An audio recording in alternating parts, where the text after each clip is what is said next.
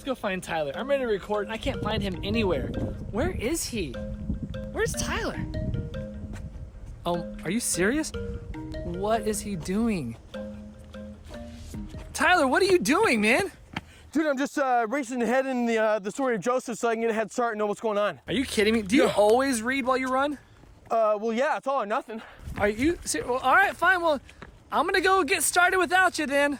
Hey, Hosanna Kids Church and everyone else joining us today. I'm Trent, and I'm waiting. And waiting. He's still running. And oh, there he is.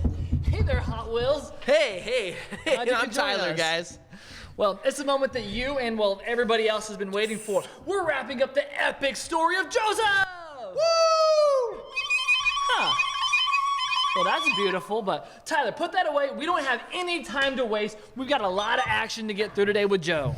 All right, I'm not going to waste any more time, so let's go. All right, first, let's do a little lightning fast recap of last week where Joseph got out of jail because of Carol the cupbearer. Carol the cupbearer. Remember, Joseph could interpret dreams, and Pharaoh desperately needed his dreams interpreted. That's right, man. And Joseph is brought before Pharaoh, interprets his dreams about cows, wheat, and the dreams represented 7 years of great abundance of food, and followed by a 7-year extreme famine. Yikes. Pharaoh asked Joe what he should do, and Joe says that he should appoint an intelligent man over all Egypt so that the land and the people will be protected against famine. And Pharaoh appoints who? Joe over all of Egypt, and he's the number 2 man in all of Egypt. You better believe he is. And now, buckle up, Buttercup, because we are about to go on a ride. Helmet engaged. Well, that's cute. Just like Joseph said would happen, Egypt was blessed and had so much food, it was unbelievable. And Joe was very careful not to waste any of it. So they put it in what's called a storehouse to keep it safe for the 7 years to come. He also kept record of all the food they stored, but they had so much that they lost count. I bet the storehouses were full of delicious candy. But not even close. It was grain. Anyways, the 7 years of plenty were up, and now, just as Joseph predicted, a severe famine ravaged the land of Egypt. But Jojo was prepared, as he always is, and guess who was on his side? None other than the big man upstairs, G to the O to the D. The good? No, man, God. Well, like I said earlier, I did read ahead, and not only did the famine go throughout Egypt, it went everywhere, including Canaan. Yeah, speaking of Canaan, that is where our story starts today. That's the home of Joseph's family, and where it all began. And you know what, man? Even though I read ahead, I read a little too fast, so I really don't remember everything. So let me take the Bible and start No. Why don't you just stay here and just tell us what you think you remember? Something about, Joseph's 11 brothers and Jacob, and they're wondering when they're going to eat again because the famine reached their land, right? You got it. They were starving, and it must have been a real bad deal because in Genesis 42, verse 2, this is what Jacob said. I have heard that there is grain in Egypt. Go down there and buy enough grain to keep us alive. Otherwise, we'll die. Guess they didn't have Costco's back then. No, they sure didn't. Everyone was out of food except for Egypt, and the word got out. So Jacob sent his 10 sons to Egypt to buy the grain from the packed storehouses of Pharaoh's and his number 2, Joseph. Wait, he sent 10, but why didn't all 11 of his sons go? Oh, well, that's a good question right there, because he had a son named Benjamin, who was Jacob's baby boy, and he refused to let him go because he was afraid that something may happen to his baby. That's right. Jacob was afraid because of what happened to Joe. That's right, yeah. He thought that he was eaten by an animal. Yes, thank you for taking that from me. So the 10 brothers headed down to Egypt to buy some grain. Joseph was put in charge of all the grain in Egypt, and he was also the one selling it. I bet he's got stacks up to the ceiling, dog. Oh yeah, and Egypt was rolling in cash. Anyways, Joe's bros roll into Egypt to get the grain, and they find themselves in front of Joseph, and they bowed down to him. Oh snap, looks like the dream came true. It did, but they didn't recognize Joseph, but he recognized his brothers. Joseph thought it would be appropriate to play a little game with them. Oh, I know a game they played. Oh yeah, what's that? Battleship, a classic naval combat game. No, not at all. They played something a little more intense than Battleship. Well, he said, "You're spies! You have come to see the place where our land isn't guarded very well." No, sir, they answered. We've actually come to buy food. All of us are sons of one man. We are honest men. We aren't spies. Ooh, like Bond? James Bond? No, more like gathering information spies.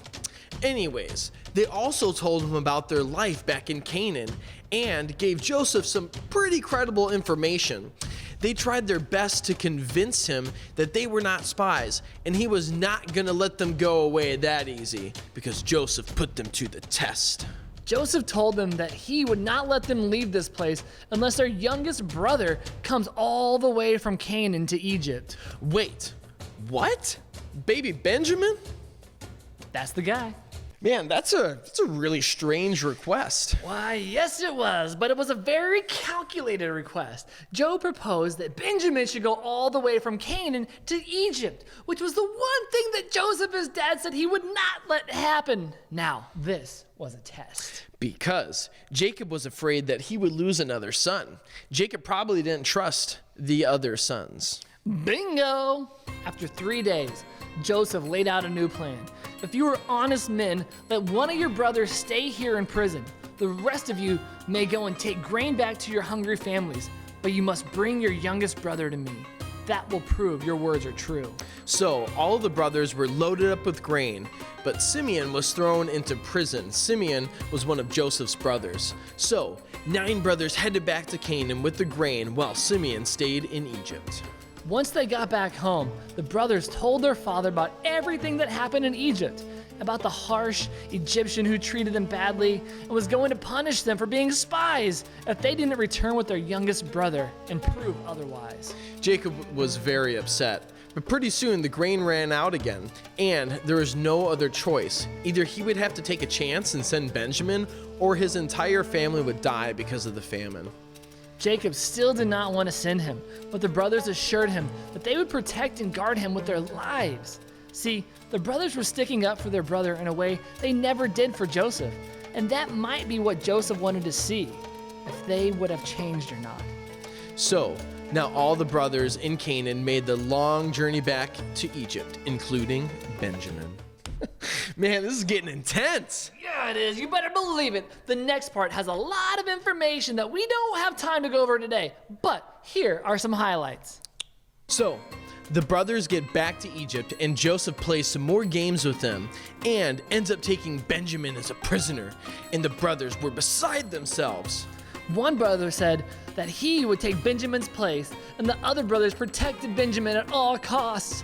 Finally, Joe couldn't take it anymore, and he revealed himself to his brothers and said, "I am your brother Joseph.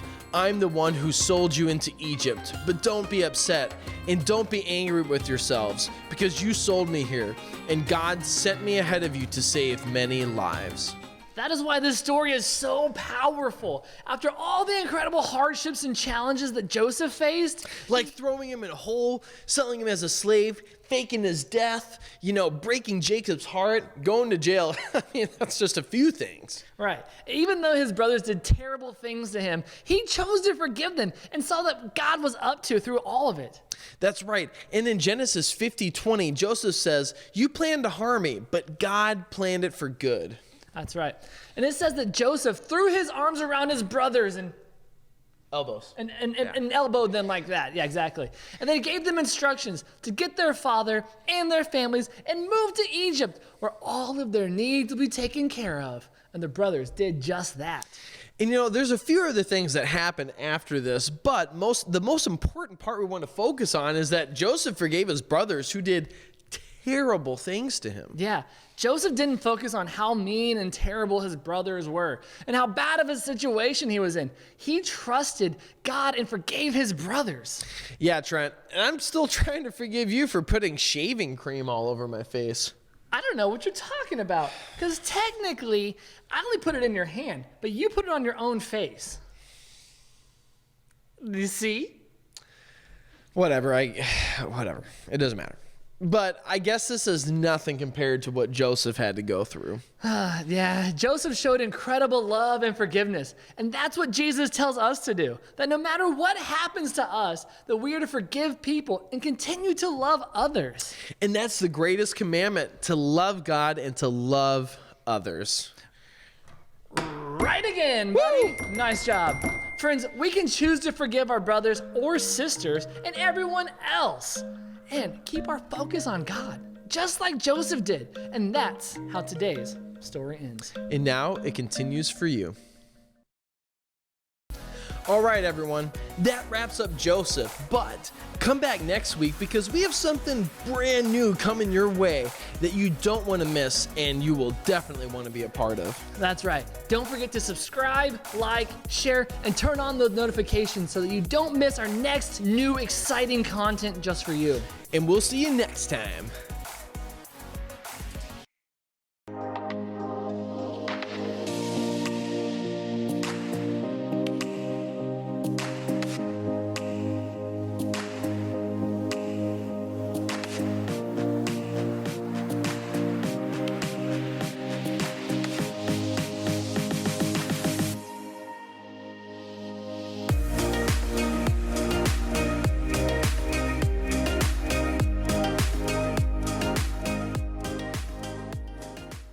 Thank you for worshiping with us today. You can share this video with your friends, your family, or anybody that needs to hear the love of God. Please follow us on Facebook and Instagram. You can also follow us on our YouTube channel. Make sure you turn on your notifications so that you stay up to date on all of our latest videos. Thanks, have a great day, and we can't wait to see you next week.